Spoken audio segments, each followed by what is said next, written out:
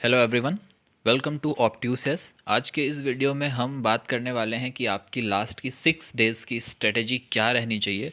जैसा कि आप सभी लोग जान रहे हो, आपका जो इकोनॉमिक्स का पेपर है वो एकदम आपके सामने अब आ गया है। 12th को आपका पेपर है और 6 दिन ही मात्र बचे हुए हैं। तो what should be your 6 day strategy, we are going to discuss it. लेकिन वीडियो को शुरू होने से पहले जो लोग भी चैनल पर नए हैं या जिनके सामने से वीडियो पहली बार गुजर रहा है, अगर उन्होंने सब्सक्राइब नहीं किया है तो उनसे हम्बल रिक्वेस्ट है हमारी कि प्लीज़ चैनल को सब्सक्राइब ज़रूर कर लीजिए, क्योंकि आप सब्सक्राइब किए रखेंगे तो जो भी इन्फॉर्मेशन होंगी C U E T P G से रिलेटेड वो आप तक बिल्कुल समय से पहुंचेंगी। और हमें भी जिस तरह का सपोर्ट मिलता है तो हमें भी मोटिवेशन होता है उन सारी चीज़ों से।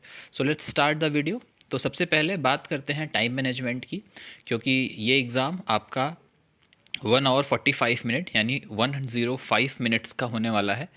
तो इतनी देर में आपको 75 क्वेश्चंस अटेम्प्ट करने हैं, यानी आपको एक क्वेश्चन के लिए for one question you will get 1.4 minutes. तो ये बहुत ही कम होते हैं, यानी आपके पास 1.4 मिनट केवल है एक क्वेश्चन को करने के लिए। और इसका मतलब ये है कि आप अननेसेसरी टाइम अपना वेस्ट किसी भी क्वेश्चन में नहीं कर सकते हैं। अगर किसी क्वेश्चन में ज़्यादा समय आप दिए तो आप फिर नेक्स्ट क्वेश्चन में कहीं ना कहीं समय आपके लिए कम पड़ेगा और उससे क्वेश्चन छूटने की चांसेस बढ़ जाएंगी। तो इसलिए जब भी स्ट्रेटजी क्या रहेगी अटेम्प्ट करने की paper, that we will discuss in the on 11th। तो उसके लिए अभी परेशान मत होइएगा कि क्या स्ट्रेटजी रहेगी। अभी बात करेंगे कि what should be your 6 day plan. So आगे बढ़ते हैं। तो सबसे पहले तो टाइमिंग दिमाग में आप रखिएगा एग्ज़ाम के, कि आपको केवल 105 मिनट मिल रहे हैं और 75 क्वेश्चंस करना है।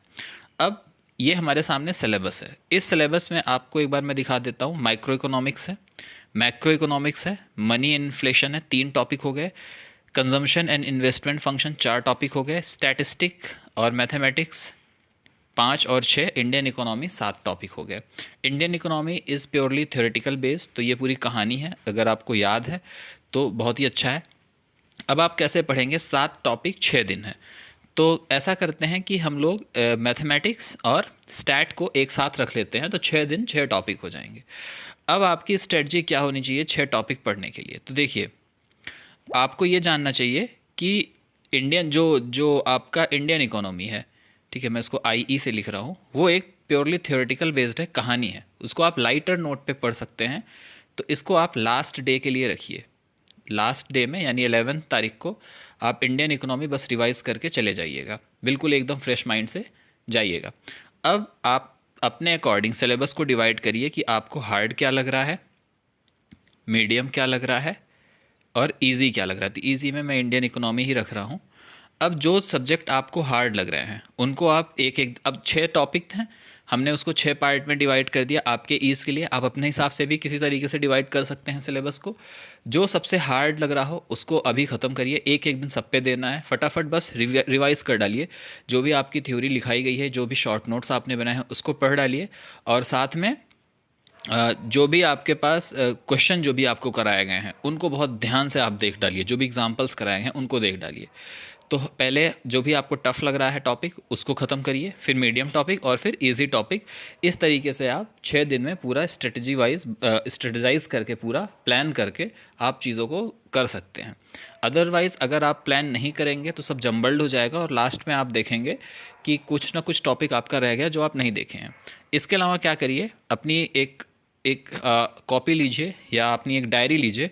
वहाँ पे ये सारे टॉपिक्स एक बार जैसे आपको रिवाइज करना है, जिस बेसिस पे, अगर आपको पहले जैसे हार्ड जानना है या इजी वाला जानना है या मीडियम वाला पढ़ना है, उसको आप सीक्वेंस वाइज और डेट वाइज नोट कर लीजिए। जैसे लिख लीजिए कि 4 तारीख को आपको एक टॉपिक निपटाना है, 5 को एक टॉपिक निपटाना है, 6 को एक टॉपिक निपटाना है। ऐसे अपना एक प्लानिंग कर लीजिए और उस डायरी को देख के, उस कॉपी को देख कर आप ये चीज़ रिवाइज करते जाइए। तो उससे क्या होगा, आपका कोई टॉपिक मिस नहीं होएगा। ऑलमोस्ट सारी चीज़ें आप देख के जाएंगे।